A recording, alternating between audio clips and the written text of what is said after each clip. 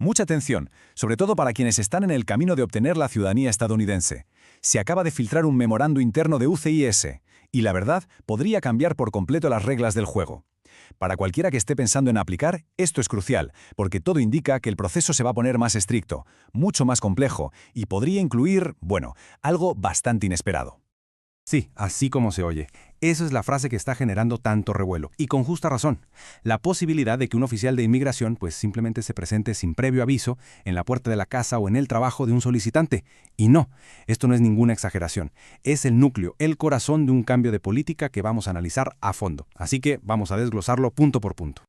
Bien, lo que este documento nos revela es un giro que sin duda podemos calificar de histórico en el proceso de naturalización. USCIS está, en esencia, desempolvando una política que no habíamos visto en décadas, una política donde la evaluación de quien solicita la ciudadanía ya no se limita a los papeles y a una entrevista. No, ahora incluye directamente la percepción que su comunidad tiene de esa persona.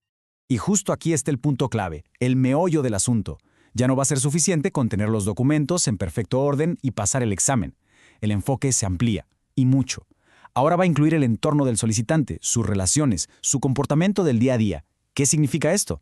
Pues que los oficiales de inmigración tendrán la autoridad de ir a los vecindarios, tocar puertas y sí, preguntar directamente a los vecinos sobre el carácter de la persona que está pidiendo la ciudadanía.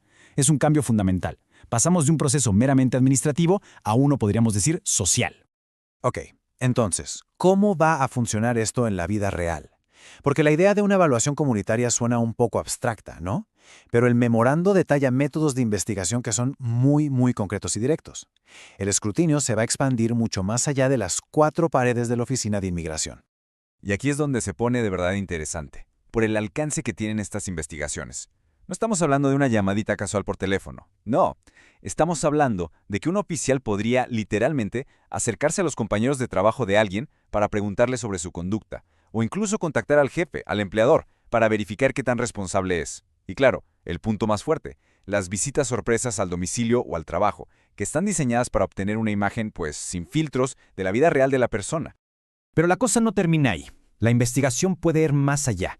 UCS también va a poder solicitar cartas de apoyo, que formalmente se conocen como affidavits. Y es súper importante entender esto. No son simples cartas de recomendación, para nada. Son documentos formales, declaraciones bajo juramento que tienen un peso legal real y deben estar firmadas por gente del entorno del solicitante que pueda, literalmente, dar fe de su carácter.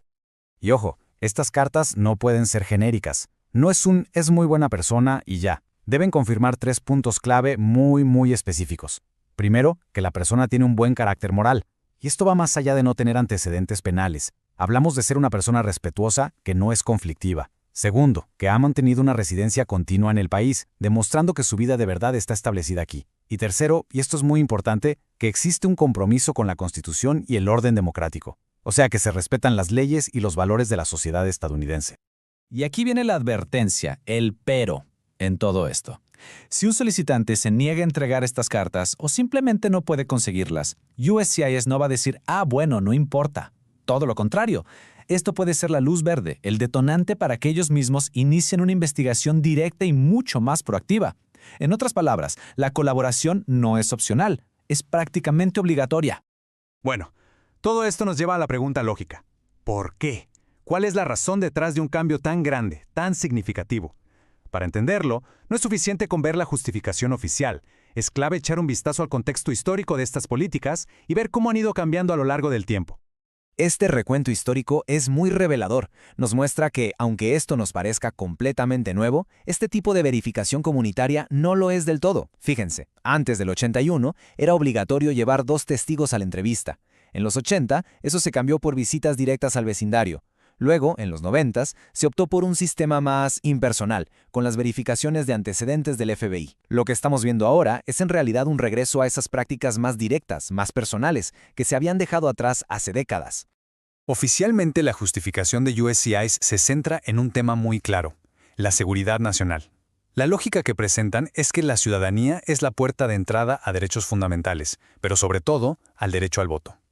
El gobierno argumenta que, siendo el voto un pilar de la democracia, es absolutamente crucial asegurarse de que los nuevos ciudadanos no solo entiendan, sino que compartan los valores democráticos y no representen un riesgo para la estabilidad del país. Sin embargo, como en todo, hay que leer entre líneas.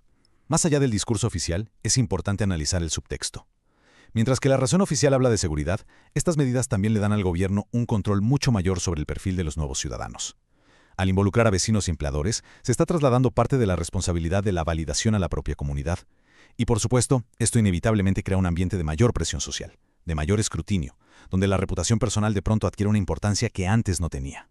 Bien, ya vimos el qué y el por qué. Ahora vamos a la parte más importante. ¿Qué significa todo esto en el día a día para quienes están buscando la ciudadanía?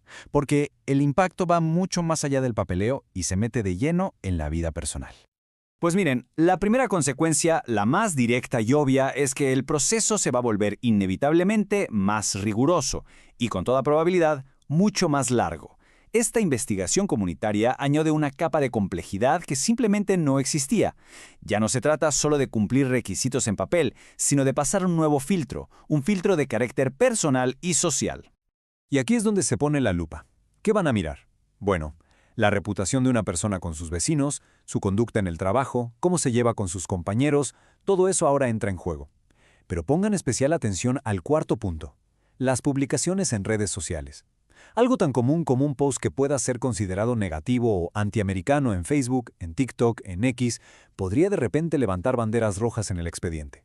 El escrutinio ahora también es digital. Entonces, el punto crucial, la gran conclusión de esta sección es esta. El concepto de buen carácter moral se ha expandido drásticamente. Antes se centraba casi por completo en la ausencia de un historial delictivo. Si no había crímenes, todo bien. Ahora no. Ahora se trata de la percepción pública de la persona. Es un estándar mucho más subjetivo y que depende en gran medida de la opinión de otros. Con toda esta nueva información sobre la mesa, la pregunta final y la más práctica es, ¿cuál es la mejor estrategia a seguir para quienes se encuentran en este camino hacia la ciudadanía? La recomendación principal que se desprende de este análisis es en realidad muy clara y directa. Para toda persona que ya cumpla con los requisitos, especialmente el de la residencia permanente, la conclusión es simple. No hay razón para esperar. Es mucho mejor iniciar el proceso de ciudadanía bajo las reglas que todavía están vigentes, antes de que estos cambios se implementen por completo y el camino se vuelva potencialmente mucho más complicado. Y vale la pena recordar rápidamente por qué esto es tan urgente. La ciudadanía otorga beneficios que ningún otro estatus migratorio puede igualar. El poder de votar y decidir, la facilidad para reunificar a la familia, el acceso a ciertos empleos federales y quizás lo más importante de todo, la protección completa y definitiva contra la deportación. Son derechos que sin duda vale la pena asegurar cuanto antes. Así que para terminar, queda esta pregunta en el aire, para la reflexión. ¿Es esta nueva política una medida de seguridad que es necesaria y justa para proteger los valores del país? ¿O representa una extralimitación del gobierno que ya roza la invasión de la privacidad? La respuesta que cada quien le dé define ese delicado equilibrio entre la seguridad nacional y la libertad individual. Hay mucho que pensar al respecto. Gracias por la atención a este análisis.